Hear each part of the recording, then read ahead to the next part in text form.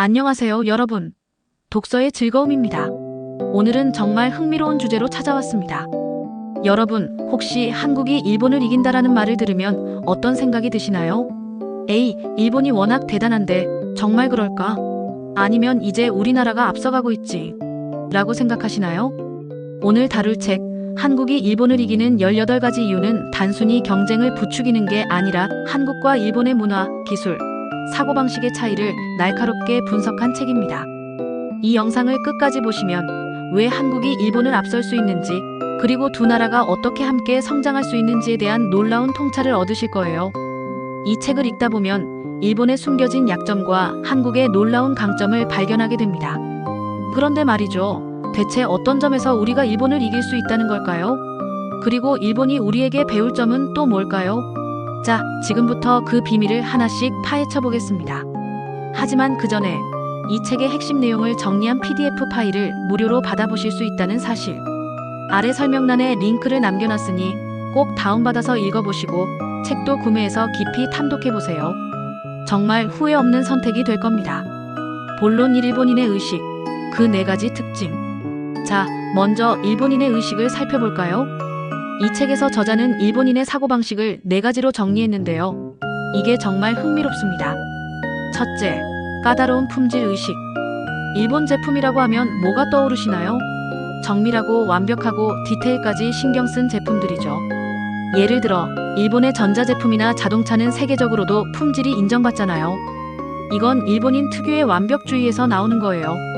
둘째, 혁신보다는 개선을 선호하는 태도. 일본은 새로운 도전보다는 기존의 것을 더 정교하게 다듬는 데 집중해요. 이건 안정성을 중시하는 문화 때문인데 때로는 혁신의 속도를 늦출 수도 있죠. 셋째, 기존 거래처를 바꾸지 않으려는 심리적 저항. 일본은 신뢰와 전통을 중요시해서 한번 거래를 시작한 파트너를 쉽게 바꾸지 않아요. 이게 장점이 될 수도 있지만 새로운 기회를 놓칠 위험도 있죠. 마지막으로 한국 제품에 대한 이유 없는 불신. 역사적 배경이나 편견 때문에 한국 제품을 낮게 평가하는 경우가 있다는 거예요. 여러분, 이 4가지 특징을 듣고 어떤 생각이 드시나요? 일본의 강점과 약점이 동시에 보이지 않나요? 이게 바로 우리가 일본을 이길 수 있는 첫 번째 단서입니다. 자, 그럼 이 특징들이 실제로 어떻게 나타나는지 구체적인 사례로 들어가 볼까요? 본론 2. 국화와 칼로 본 일본인의 국민성. 일본의 국민성을 이해하려면 미국의 문화 인류학자 루스 베네딕트의 국화와 칼을 빼놓을 수 없죠. 이 책에서 일본인은 정말 복잡한 이중성을 가진 민족으로 묘사됩니다. 호전적이면서도 평화롭고 불손하면서도 공손하며 완고하지만 유연하고 친절하지만 잔인할 수 있고 성실하면서도 불성실할 때도 있으며 용감하지만 비겁하기도 하고 보수적이면서도 진보적이라는 거예요. 어때요? 이게 한 민족을 설명하는 말이라고 믿어지시나요? 특히 베네딕트는 일본인이 타인의 시선에 굉장히 민감하다고 했어요. 그런데 동시에 자신의 잘못이 드러나지 않을 때는 쉽게 규범을 벗어날 수도 있다고 분석했죠. 이건 일본 사회의 공기 읽기 문화와도 연결됩니다. 일본에서는 공기를 깨는 행동, 즉 집단의 분위기를 흐리는 행동이 금기시되죠. 그래서 모두가 암묵적으로 분위기에 맞추는 걸 중요하게 여깁니다.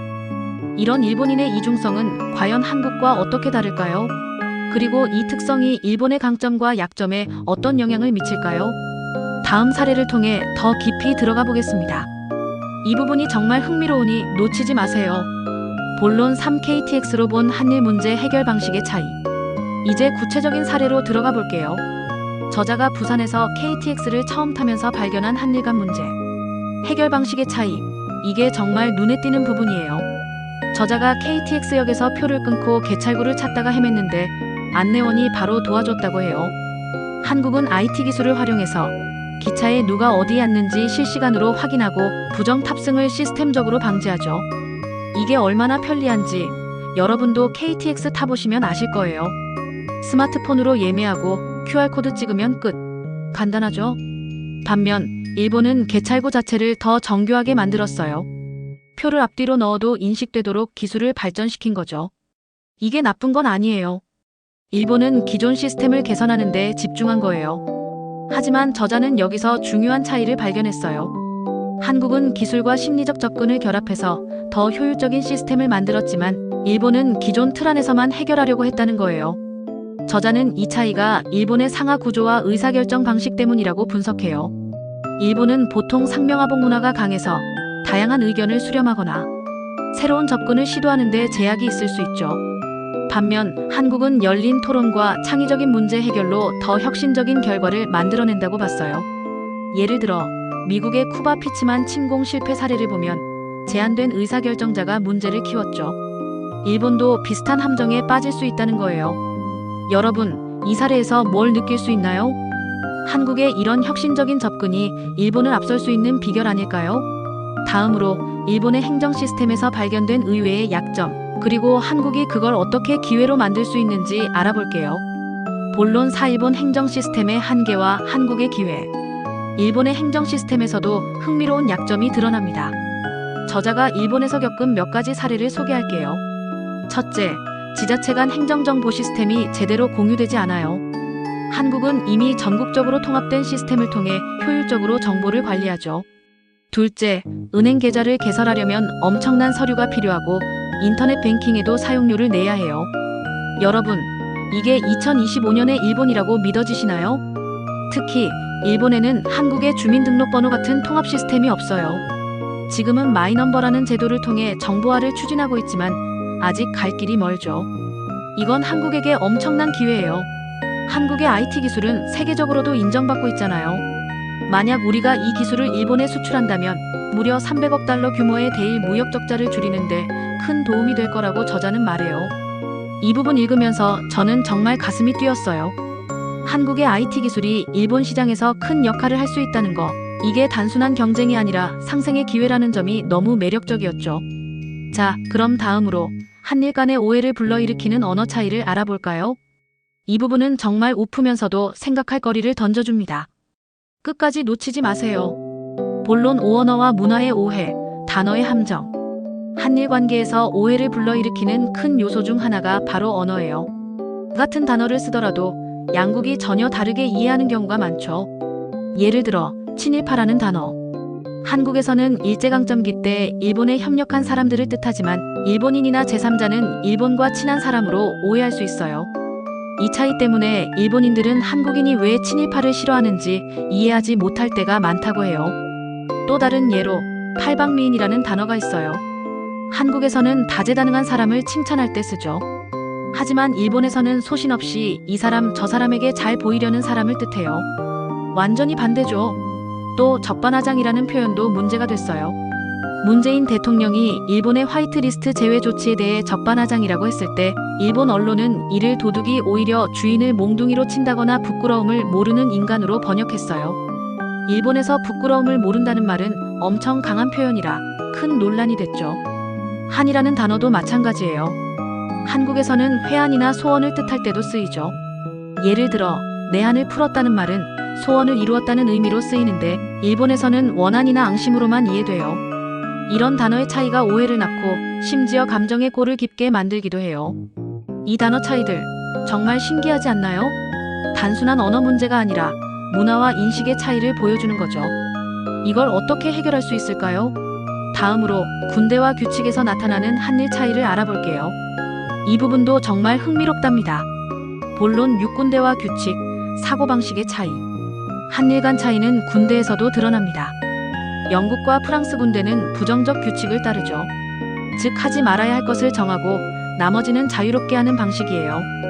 반면 일본 자위대는 긍정적 규칙을 따릅니다. 해야 할 것을 명확히 정하고 그 외에는 절대 하지 않는 거죠.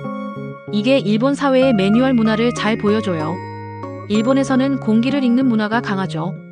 평론가 야마모토 시치에이는 일본은 공기의 나라라고 했어요.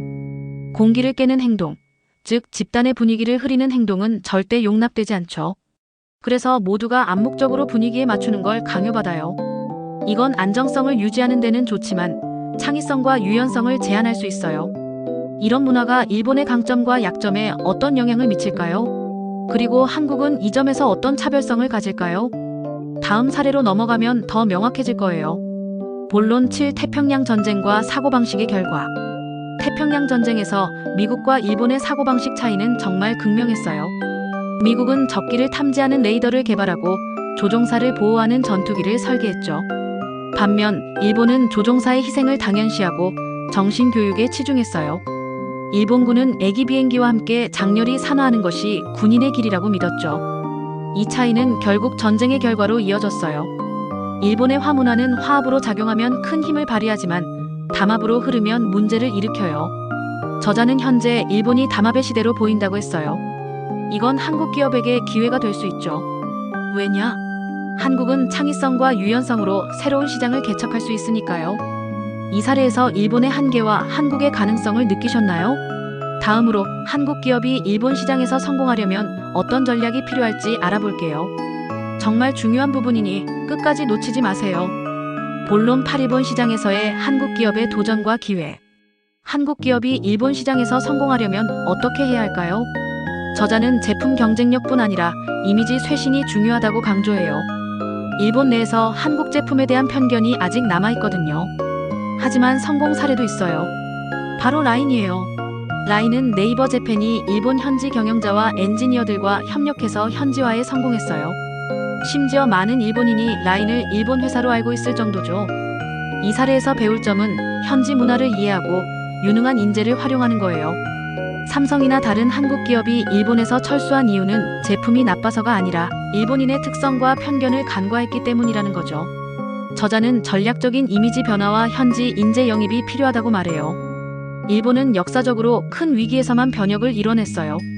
메이지 유신이나 태평양 전쟁 패배 이유가 그랬죠. 저자는 일본이 또 한 번 변혁의 시기를 맞을 거라고 예측해요. 그때가 바로 한국 기업의 기회.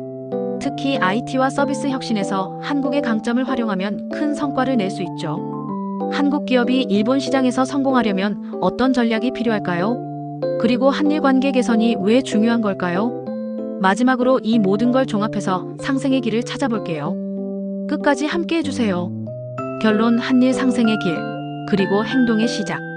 한국이 일본을 이기는 18가지 이유는 단순히 경쟁을 부추기는 책이 아니에요. 일본의 강점과 약점을 분석하고 한국이 어떤 점에서 앞서며 어떻게 협력할 수 있는지를 고민하게 해주는 책이죠. 이 책을 읽으며 일본의 보수성과 한국의 혁신성이 어떻게 조화를 이룰 수 있을지 생각해봤어요. 언어와 문화의 오해를 줄이고 IT와 서비스 혁신에서 협력한다면 양국 모두에게 큰 이익이 될 거예요. 여러분도 이 책을 꼭 읽어보시길 추천드려요. 아래 설명란에서 이 책의 핵심 내용을 정리한 PDF를 무료로 다운받을 수 있으니 지금 바로 확인해보세요. 그리고 이 영상이 유익했다면 구독과 좋아요, 알림 설정 잊지 말아주세요. 여러분의 응원이 저에게 큰 힘이 됩니다. 다음 영상에서 더 흥미로운 주제로 찾아뵙겠습니다. 그럼 안녕히 계세요.